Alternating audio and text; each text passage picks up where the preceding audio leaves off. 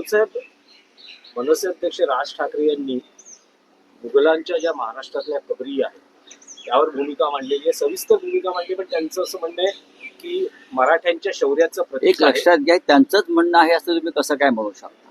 ते काल त्यांनी सातत्यानं आम्ही हेच म्हणतो आहोत ना. हे जे देवेंद्र फडणवीस यांना राज ठाकरे यांनी पाठिंबा दिलेला आहे, काल आपण त्यांचं भाषण ऐकलं. ते देवेंद्र फडणवीस यांच्या मागे ठामपणे उभे आहेत. आणि हे कबरी वगैरे उखडण्याचं राजकारण भारतीय जनता पक्ष आणि फडणवीसांच्या लोकांचं आहे.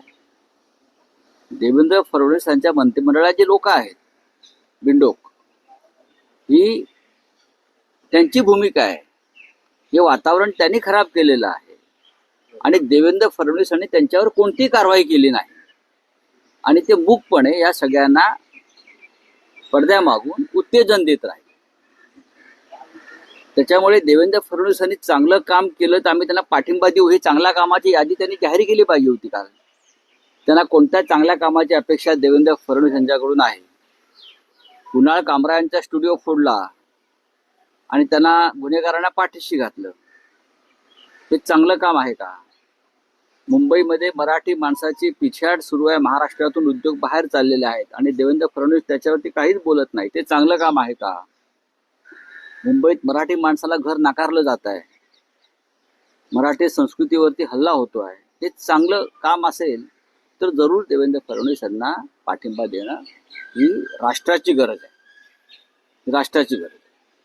पण ठीक आहे, औरंगजेबासंदर्भात, त्याच्या कबरी संदर्भात आम्ही सातत्यानं हीच भूमिका घेतलेली आहे की ते महाराष्ट्रातल्या मराठा योद्ध्यांच्या, छत्रपती शिवाजी महाराजांसाठी ज्यांनी आपल्या प्राणांची आहुती दिली, त्या सगळ्यांच्या हे शौर्याचं प्रतीक आहे आणि ते राहिलाच पाहिजे. पण काल त्यांनी अशी एक भूमिका मांडली की मराठी भाषेचा अपमान करणाऱ्यांच्या कानफटात आवाज काढा. लोकसभेत त्यांची भूमिका वेगळी होती पूर्णपणे, ती भाजपच्या सोयीची होती.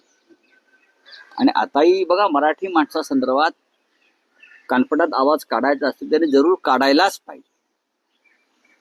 तो कोणत्या पक्षाचा नेता ही भूमिका मांडतोय त्याच्याविषयी आमच्या मनामध्ये कधीच संदेह असणार नाही. बाळासाहेब ठाकरेंनी ज्या शिवसेनेची स्थापना केली मराठी माणसासाठी, ती ज्या पद्धतीनं मराठी माणसाचं संघटन भारतीय जनता पक्षानं तोडलं, उद्ध्वस्त केलं, हा मराठी माणसाच्या एकजुटीवरचा सगळ्यात मोठा हल्ला आहे. त्याच्यामुळे माननीय राज ठाकरे यांनी मनावर घेऊन जर कोणाच्या कानफटात मारायचं ठरवलं असेल तर नक्कीच त्यांचं स्वागत, आम्ही तर आहोतच.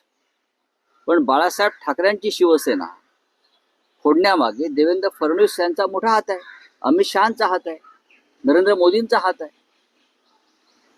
ही शिवसेना बाळासाहेब ठाकरेंनी मराठी माणसासाठी स्थापन केली.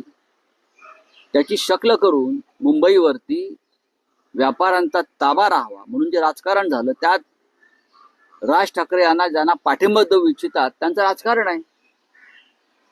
आम्ही सगळे तरी ठामपणे, खंबीरपणे मराठी माणसाच्या